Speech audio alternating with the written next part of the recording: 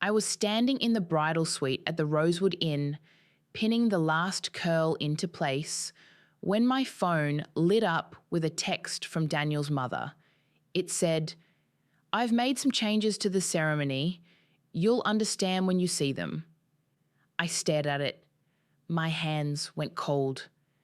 That text came 40 minutes before I was supposed to walk down the aisle, 40 minutes before I married her son.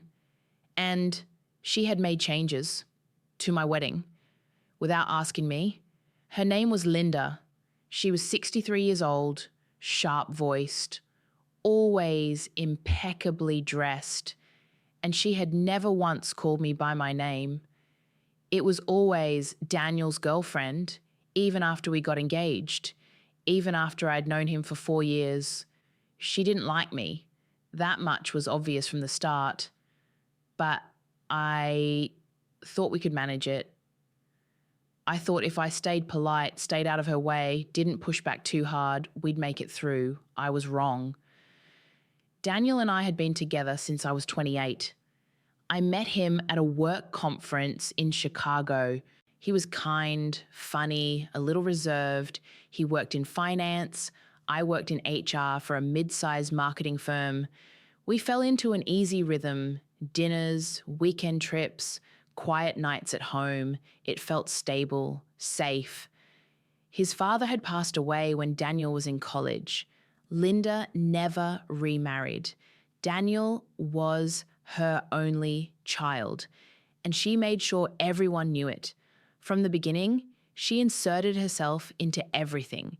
She had opinions about where we should live, what kind of car Daniel should drive, how often he should call her. At first, I tried to be understanding. She was lonely. She'd lost her husband. Daniel was all she had. But it didn't stop there. The first time I met her, Daniel and I had been dating for 3 months.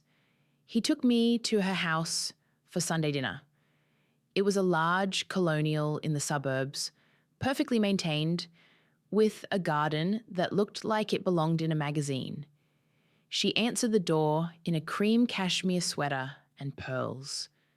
She looked me up and down before saying hello. Dinner was tense. She asked me questions that felt like tests. Where did I go to college? What did my parents do? Did I have siblings? When I told her my mother worked as a branch manager at a bank, something shifted in her expression. It was subtle, but I saw it. After dinner, she pulled Daniel into the kitchen.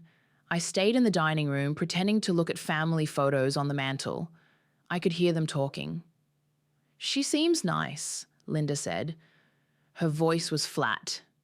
"She is nice," Daniel said away. "Where did you say her family was from?" "I didn't. Does it matter?" "I'm just asking, Daniel. I want to know who you're spending your time with." There was a pause. Then Daniel said, "I really like her, Mom." "I'm sure you do," she said. When they came back out, Linda smiled at me. It didn't reach her eyes. Over the next few months, I tried harder. I brought wine when we visited. I asked her about her garden, her book club, her volunteer work at the Historical Society. I complimented her cooking. I laughed at her stories. Nothing worked. She would smile, say thank you, and then turn to Daniel and change the subject. It was like I wasn't there. When Daniel proposed, I cried. I said yes immediately. We went out to dinner that night, just the two of us, and talked about what kind of wedding we wanted. Small, we agreed, intimate, maybe 50 people, somewhere outdoors if the weather was good, nothing too formal. The next day, Linda called. She'd already booked a venue, a country club she belonged to. She'd put down a deposit. She said she wanted to help. She said it was her gift to us. Daniel didn't know how to say no to her. I could see it in his face when he told me. He looked embarrassed, maybe a little guilty, but he didn't call her back and cancel it. He just said, "It's a nice place. and she's paying for a lot of it. We can still make it ours. I wanted to argue. I wanted to say that it wasn't about the venue. It was about her deciding for us. But I didn't. I told myself it was one thing, one compromise. We'd handle the rest. We didn't. Linda took over the guest list. She invited people I'd never met, her friends, distant relatives, colleagues from Daniel's father's old firm. Our 50-person wedding became 140. She said it would be rude not to include them. She said they'd been asking about Daniel for years. When I tried to talk to Daniel about it, he said we'd look ungrateful if we cut people.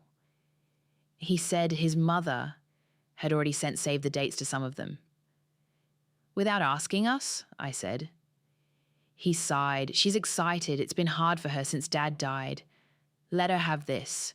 I pushed back on the flowers. I wanted something simple.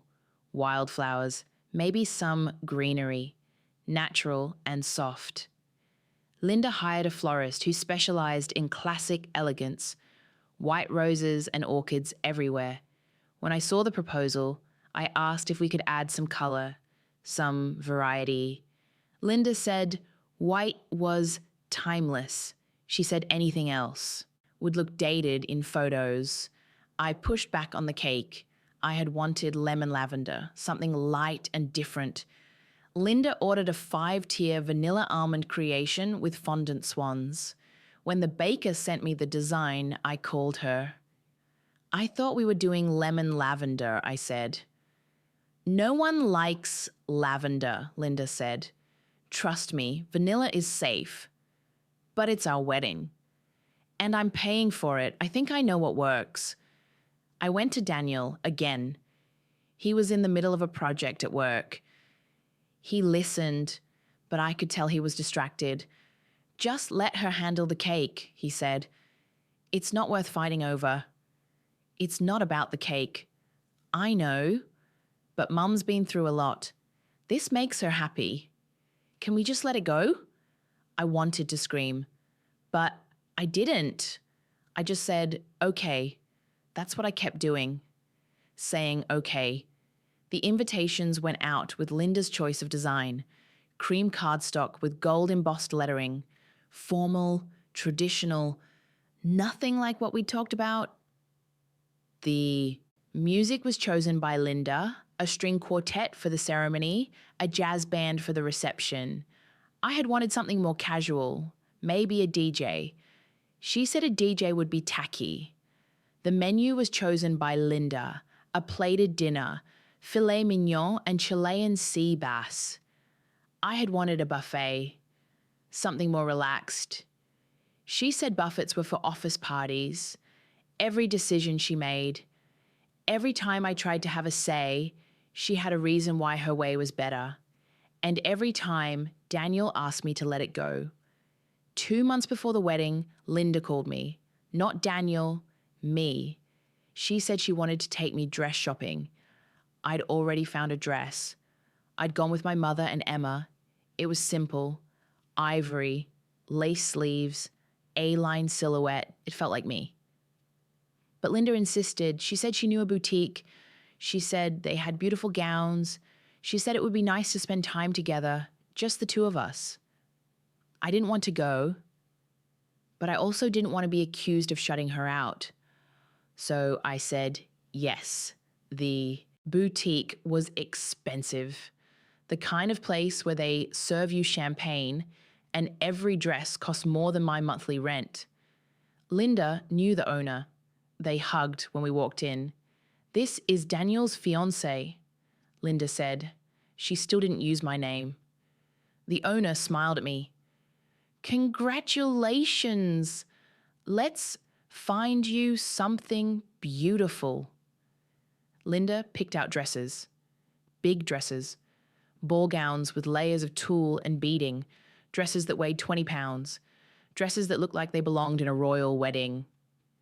I tried them on because I didn't know how to say no. Each one felt wrong, too much, too formal, too expensive. You look like a princess, Linda said. I looked like someone else. I told her I'd already found a dress. I described it. She frowned. That sounds plain, she said. It's simple. For a wedding this size, you need something with more presence. I like what I chose. Her smile thinned. Of course, it's your wedding. But I do think you should consider something more appropriate for the venue. This is a formal affair. I left the boutique without buying anything. When I got home, I called my mother. I cried on the phone. She told me to breathe. She told me it would be okay. But I wasn't sure anymore. The week before the wedding, things got worse. Linda called me. She said she needed to go over some last-minute details. I met her for lunch at a bistro near her house. She was already seated when I arrived, a glass of white wine in front of her, her reading glasses perched on her nose as she reviewed a stack of papers. She didn't look up when I sat down. I've been working with the coordinator, she said. There are a few adjustments we need to make. I ordered water. I waited. She slid a paper across the table. It was a revised ceremony program. I scanned it. My stomach dropped. She had rewritten the vows, not suggested edits, rewritten them entirely. The vows Daniel and I had worked on together, the vows we'd spent hours refining, were gone. In their place were traditional generic lines, to have and to hold, and in sickness and in health. Nothing personal, nothing that sounded like us. I thought it would be better to keep things traditional, Linda said. Your original vows were a bit informal. I felt my face get hot. We wanted them to be personal. They were too personal. This is a ceremony, Margaret, not a living room chat. She'd used my name for the first time in 4 years, and it was to correct me. I didn't know what to say. I sat there, staring at the paper, my hands shaking slightly. I wanted to rip it up. I wanted to walk out, but I didn't. I took a breath and said, I need to talk to Daniel about this. Daniel already approved it, she said. That stopped me. He what? I showed him yesterday. He thought it was fine. I called him as soon as I left the restaurant. He answered on the third ring, his voice distracted. He was at work. Did you approve new vows? I asked. There was a pause. What? Your mother said she rewrote our vows. She said you approved it. Another pause. Longer this time. She mentioned something about cleaning them up. I didn't really look at it. I was in a meeting.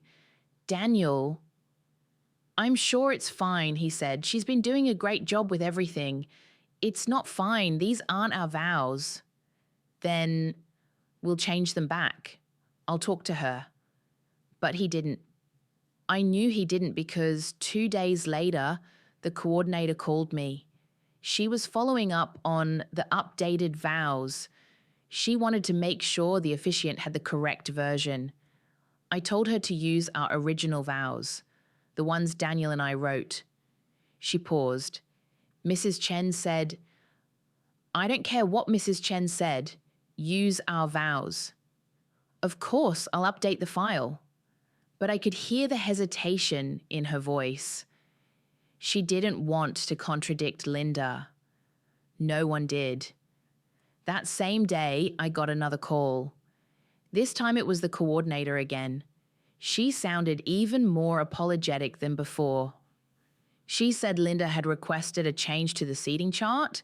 My family, my mother, my brother, my aunt, had been moved.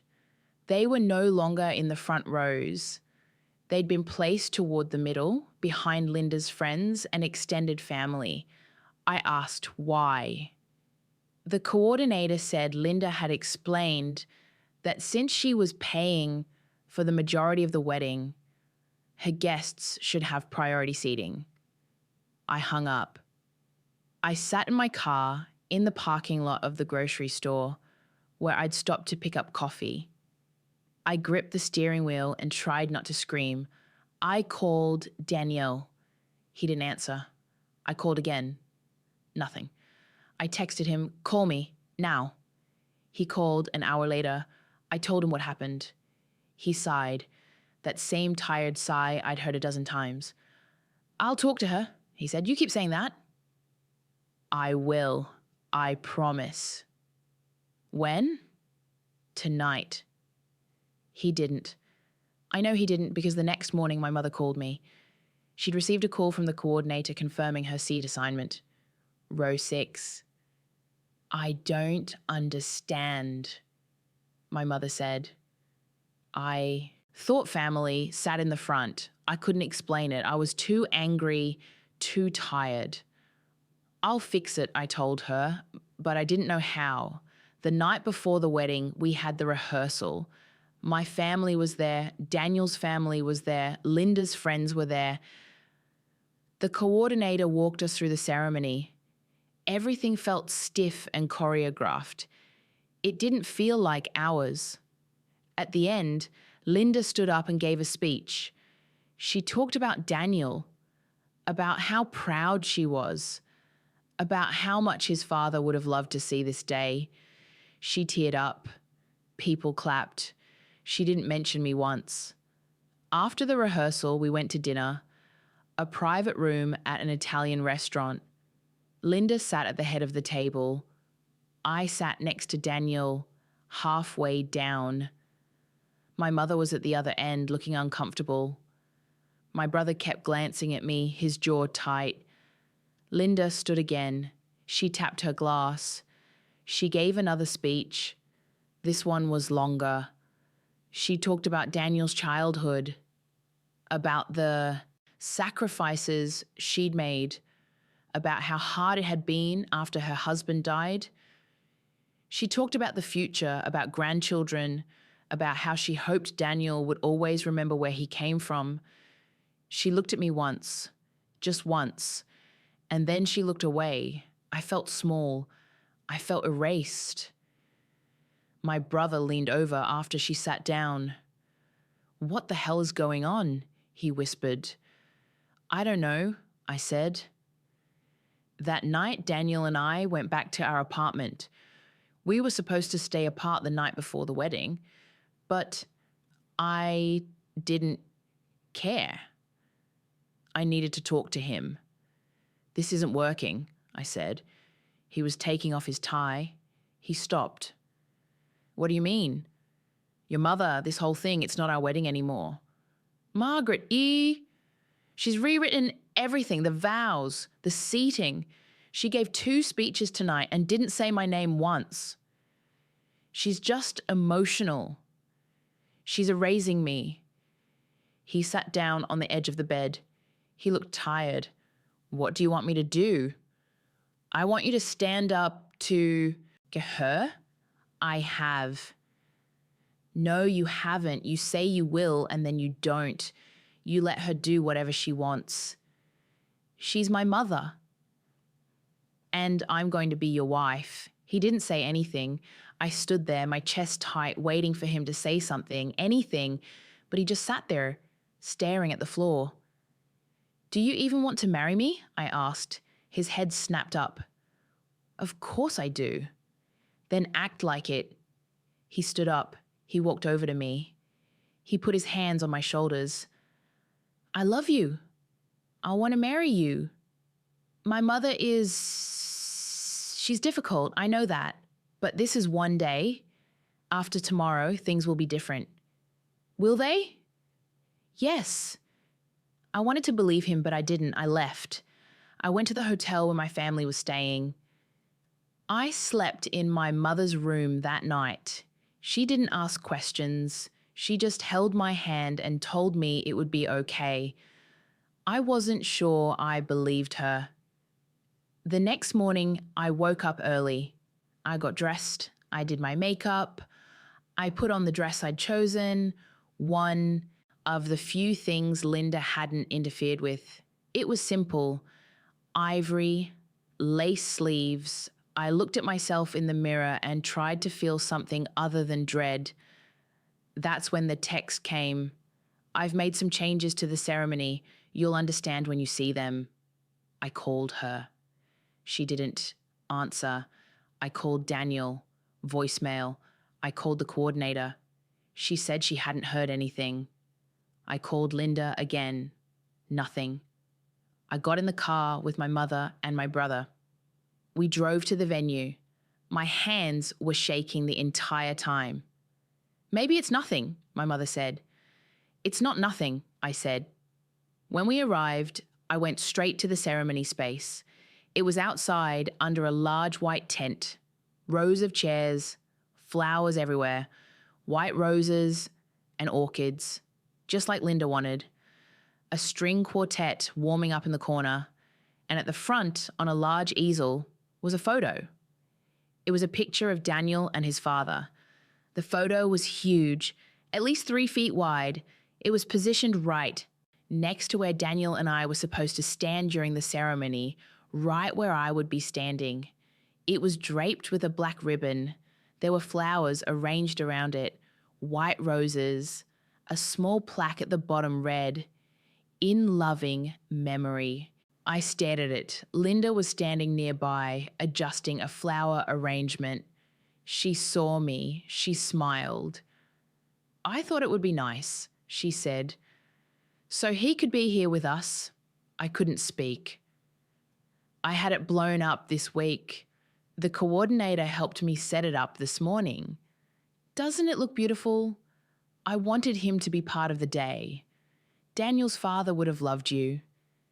She said it so casually, so matter-of-factly, like it was the most normal thing in the world. "You didn't ask me," I said. "I didn't think I needed to. It's a tribute to Daniel's father, to family. It's my wedding." Her smile thinned. "It's Daniel's wedding too, and his father should be a part of it. This is about family, Margaret, about honouring the people who came before us." I wanted to scream. I wanted to rip the photo down. I wanted to walk out and never come back. But people were starting to arrive. Guests were filing in. My mother was standing a few feet away watching. I could see the concern on her face. My brother looked like he wanted to punch something. I turned and walked back to the bridal suite. I sat down. I put my head in my hands. I tried to think. My maid of honour, Emma, came in. She asked if I was okay. I told her what happened. She looked furious. "You need to take it down," she said. "I can't." "Why not?" "Because everyone's here. Because it'll cause a scene. Because Daniel will..." "Daniel will what? Let his mother ruin your wedding?" I didn't answer. Emma left. She came back 10 minutes later with her phone. "I recorded something," she said. "What?" "Linda, talking to one of her friends." She handed me the phone. I pressed play. It was a video, shaky, filmed from behind a column near the tent. Linda was standing with an older woman I didn't recognize. They were speaking quietly, but the audio was clear enough. "I just don't understand what he sees in her," Linda was saying. "She's so plain. And she has no family to speak of. I mean, her mother works at a bank. A bank." The other woman murmured something I couldn't hear. "I tried," Linda continued. "I really did. But she's just not the right fit. I mean, she's sweet enough, but she doesn't understand our family. She doesn't understand the standards we have." I thought maybe Daniel would realize it. But he's stubborn, just like his father. She paused. "At least I got to plan the wedding properly. Can you imagine what it would have looked like if she'd been in charge? Wildflowers and homemade vows. It would have been mortifying." The other woman laughed. Linda smiled. "Honestly, I'm just hoping she doesn't embarrass him too much. Give it a year or two. Maybe he'll come to his senses. These things happen. His father's cousin married someone completely unsuitable, and it only lasted 3 years." The video ended. I sat there staring at the screen. Emma was watching me. "I'm sorry," she said. I didn't know if I should show you, but I thought you should know. I thought Daniel should know. I felt numb. And then I felt something else, something harder. I stood up. I walked out of the bridal suite. I went back to the tent. The ceremony was supposed to start in 15 minutes. Guests were seated. The string quartet was playing something soft and elegant. Daniel was standing at the front, talking to the officiant. He looked nervous. He looked happy. Linda was in the front row, adjusting her dress, accepting compliments from the people around her. I walked up to Daniel. I handed him Emma's phone. "Watch this," I said. He looked confused. "What?" "Just watch it." I waited while he watched.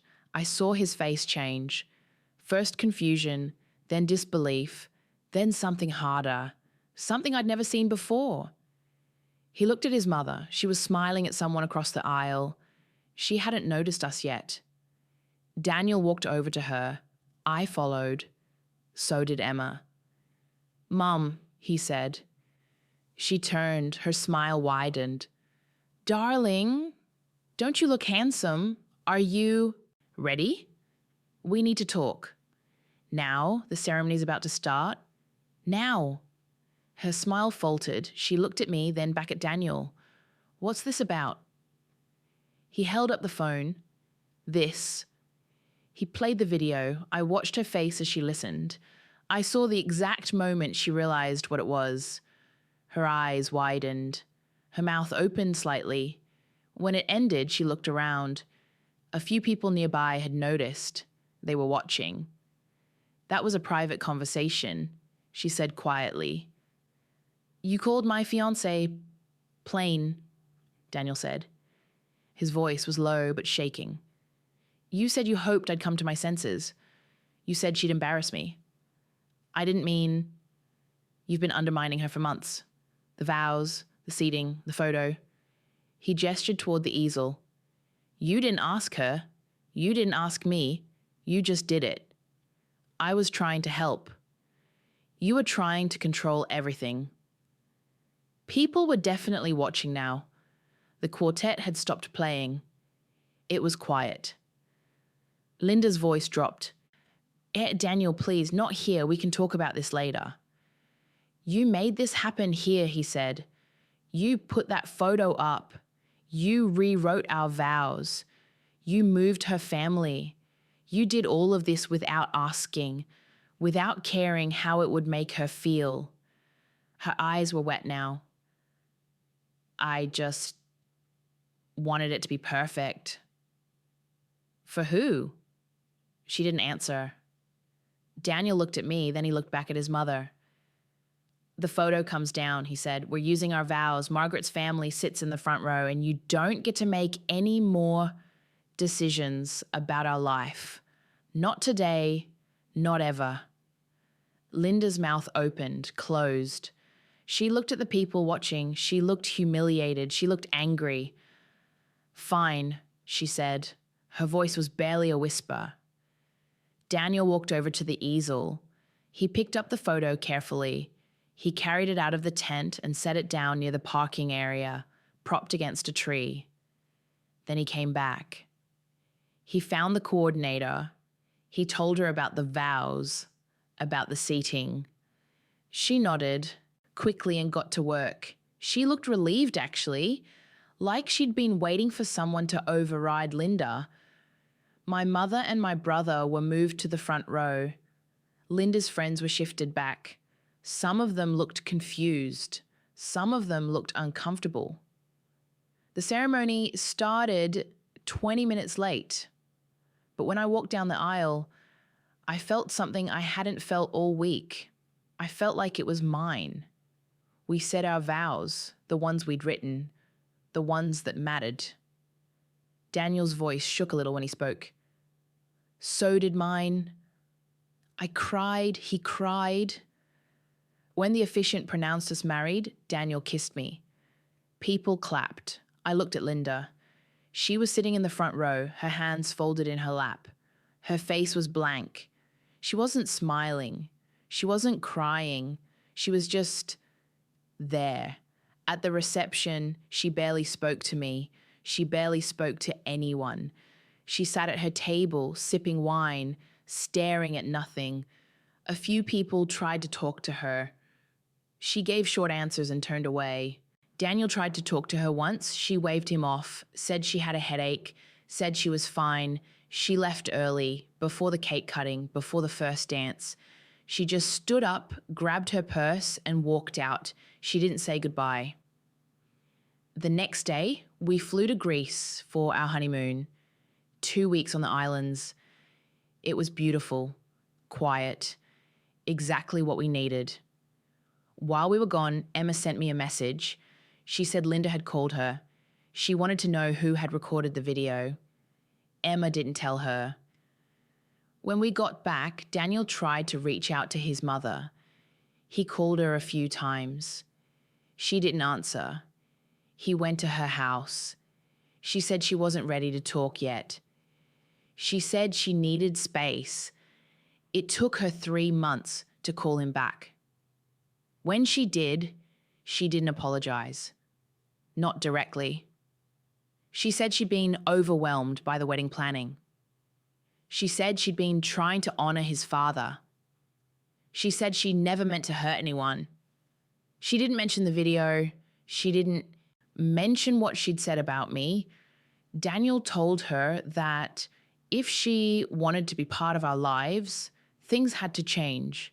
He said she needed to respect me, respect us, that we were a team now, that she couldn't make decisions for us anymore. She said she understood. I don't know if she meant it, but she's been quieter since then, more careful. She still has opinions, but she keeps most of them to herself. And when she does offer advice, Daniel tells her we'll think about it. He doesn't just agree anymore. It's not perfect. I don't think it ever will be, but it's better. A few months after the wedding, I ran into one of Linda's friends at a grocery store, the woman from the video. She recognized me. She looked uncomfortable. "Congratulations on the marriage," she said. "Thank you." She hesitated. Then she said, "Linda's been having a hard time." "I'm sorry to hear that. She's not used to not being needed." I didn't know what to say to that, so I just nodded. And then I left. I think about that sometimes, about Linda, about how much of her life revolved around Daniel, how much of her identity was tied up in being his mother. And I do feel sorry for her in a way, but that doesn't mean what she did was okay. She tried to take something from me. She tried to make my wedding about her grief, about her need to control. And if Emma hadn't recorded that video, I don't know what would have happened. Maybe I would have gone through with it. Maybe I would have stood there next to that giant photo and said vows I didn't write and pretended everything was fine. Maybe I would have spent the rest of my life pretending, but I didn't, because someone showed me the truth. And because Daniel, for the first time, chose me over keeping the peace. That's what changed things. We've been married for almost 2 years now. We bought a house last spring, a small colonial with a yard. We planted a garden, tomatoes and herbs and wildflowers. Those wildflowers I wanted at the wedding, they're growing now. Linda visited once. She walked through the house, made polite comments, and left after an hour. She didn't criticize anything. She didn't offer to redecorate. She just looked around and said, "Whoa, it's nice." That felt like progress. We're careful with her now. We set boundaries. We don't tell her everything. We make decisions together, Daniel and I, and we tell her after. It's not the relationship she wanted with him. I know that. But it's the one we need, and I don't feel guilty about that anymore. A few weeks ago, Daniel and I were talking about the wedding. We'd been going through old photos, picking out ones to frame. He stopped on a picture of us saying our vows. I'm sorry, he said, for what? For not standing up to her sooner? I looked at him. You did stand up to her. Not soon enough. I put my hand on his.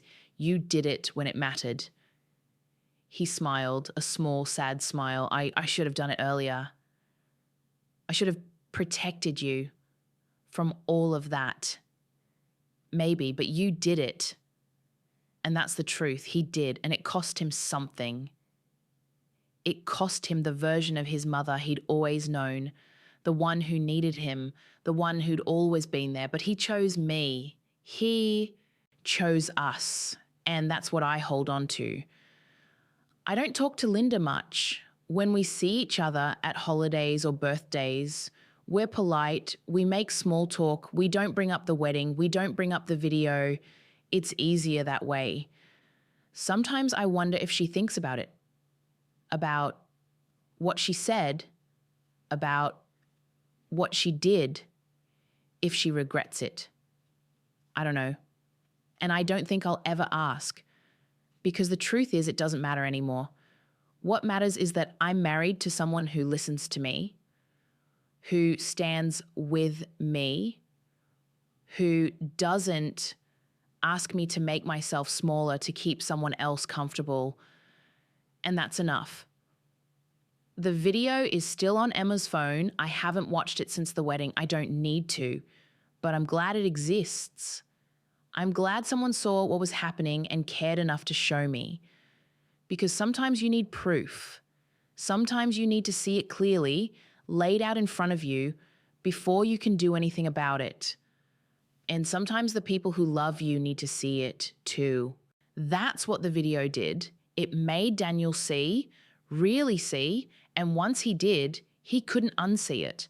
I think that's what Linda didn't understand. She thought she could say those things in private and it wouldn't matter. She thought she could undermine me quietly and no one would notice. But someone did notice and it changed everything. I'm not angry anymore. I was for a long time. But anger takes energy.